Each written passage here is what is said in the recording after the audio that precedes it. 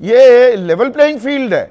ये देखिए, ममता पर भी छापेमारी हो रही है तो अजित पवार पर भी छापेमारी हो रही है। या हमसे अलग चलोगे तो जांच एजेंसियां छोड़ देंगे पीछे, या मैंने फिल्मी स्क्रिप्ट लिख दी, ये आरोप भी लग गया मुझ पे आज। नहीं, अब तो इस ये ओपन और शट केस है। अगर ये ऐसा भी है जैसा वो कहने की कोशिश की जा रही है, तब भी ये इस परंपरा का निर्वाह करता हुआ मिल रहा है जिसमें 23 में सारे विपक्षी दल मिल के सुप्रीम कोर्ट ये कहने गए थे कि साहब एजेंसीज का इस्तेमाल अनइवन जो फील्ड बनाने के लिए किया जा रहा है और इससे अब देश में लोकतंत्र नहीं बचेगा।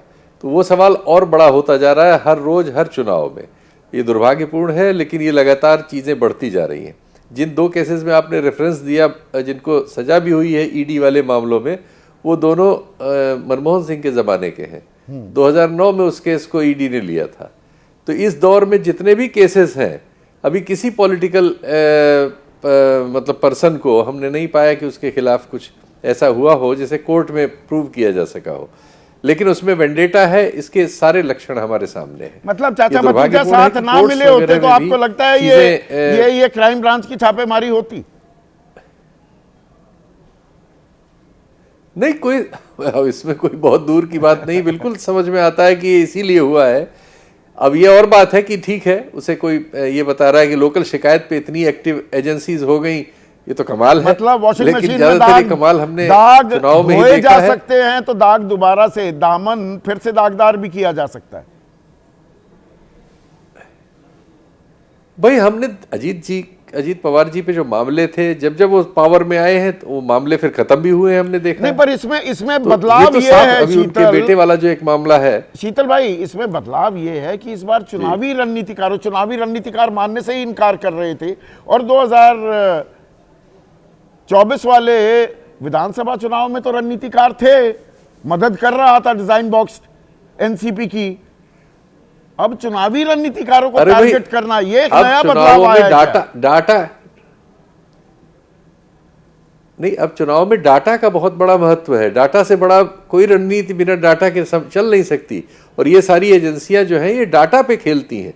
इनके पास डाटा जुटाने, डाटा को मैनेज करने, उसको मैनिपुलेट करने, सेग्रीगेट करने, इस तरह की तकनीक है और इस तरह के सॉफ्टवेयर्स हैं, इस तरह की नॉलेज है।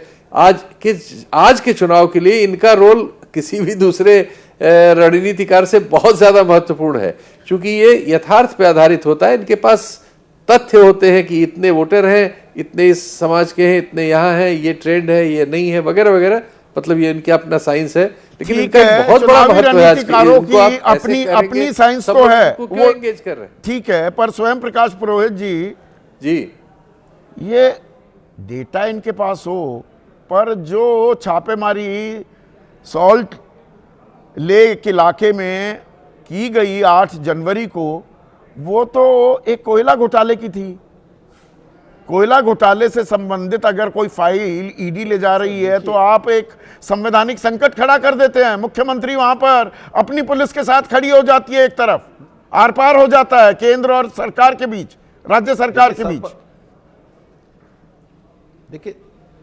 देखिए सर्वप्रथम इस क्रोनोलॉजी को आप समझिए कि ये 2020 का मामला है जिसकी ये जांच कर रहे हैं। 2024-14 से लेकर 2021 तक लोकसभा के लेकर बिहार चुनाव, आंध्र प्रदेश चुनाव, सब चुनाव में आईपैक ने काम किया, आईपैक की एजेंसी ने काम किया। 3 डायरेक्टर है इनके, मगर प्रतीक जैन के यहां रेड होती है। स्ट्रेटेजी आप समझिए, अमित शाह कुछ दिन पहले बंगाल में आते हैं, इनके नेता से, अपने नेताओं से मिलते हैं और उनको समझ में आ जाता है कि भाई ये डाटा डिलीटेशन कैसे करवाना है। तो उन्होंने आईपैक के यहां छापा मारा कि हमारी जो उनके डाटाज है वो कलेक्ट करने हैं। यही तो है कि आप देखिए 12 ओपोजिशन पॉलिटिशियन के नाम बता रहा हूं, हेमंत बिस्व शर्मा, अजीत पवार, अशोक चौहान, शुभेंदु अधिकारी, प्रफुल्ल पटेल, नवीन जिंदल, जनार्दन रेड्डी, छगन भुजबल, प्रताप सरनेक, नारायण राणे, अमरिंदर सिंह, इन सब के यहां छापे पड़ते हैं और ये सब भारतीय जनता पार्टी की वॉशिंग मशीन में जाके धुल जाते हैं। इनकी ईडी की देखिए, आज ही हाई कोर्ट में क्या कहा, आज शर्म आनी चाहिए इन्फोर्समेंट डायरेक्टरेट को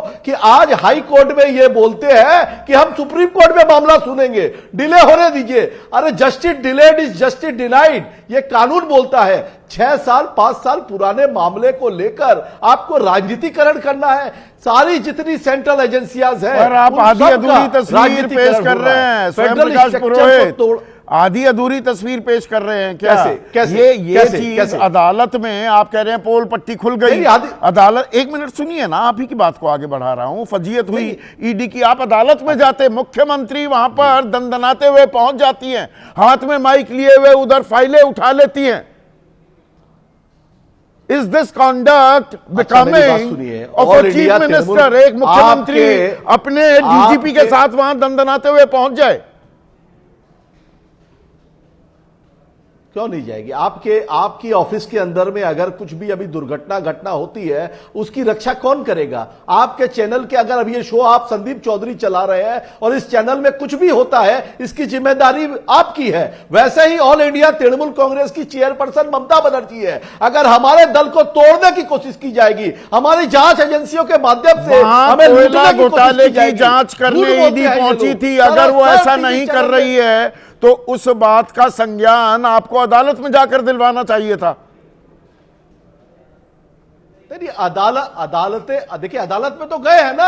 हाई कोर्ट में जब यह मामला उठा, हाई कोर्ट में आज ईडी क्या बोल रही है कि यह मामला हमने सुप्रीम कोर्ट में फाइल कर दिया है, तो अब आपकी जरूरत नहीं है। तो क्या कोर्ट में जो जज बैठी है, उनके समय का उनको संविधान नहीं पता है? वो अपना जजमेंट देती? क्या लोअर कोर्ट्स की कोई वैल्यू नहीं है ईडी के सामने? क्या लोअर कोर्ट्स की कोई कीमत नहीं होती है इस देश में? तो आपकी अपील का भी कौन सा निवारण कर दिया, उसका निस्तारण कर दिया ना। आज जो आप कह रहे थे कि हमारी गोपनीयता सुरक्षित रखी जाए, हमारी पार्टी की जानकारी सार्वजनिक ना की जाए, अब वो सुप्रीम कोर्ट में चला गया ना। जब मामले की सुनवाई नहीं हुई, केस डिसमिस कर दिया गया जज ने, तब उसको सुप्रीम कोर्ट में कल सुनवाई होगी।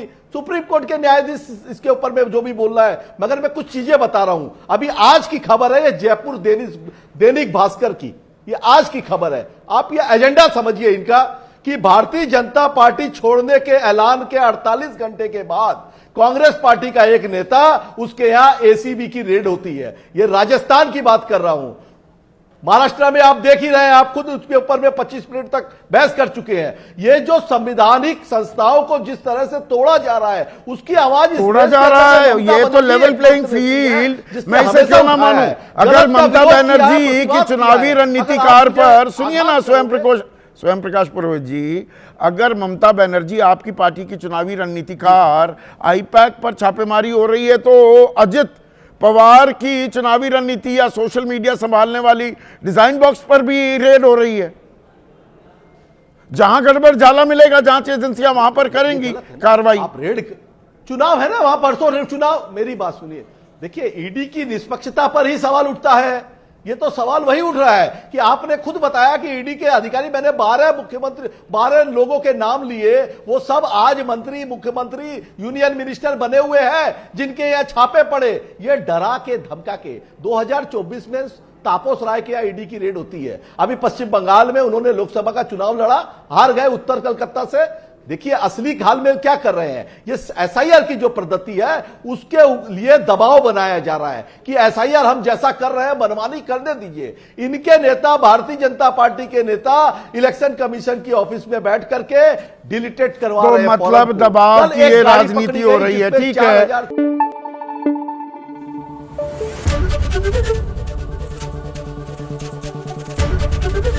एबीपी न्यूज आपको रखे आगे।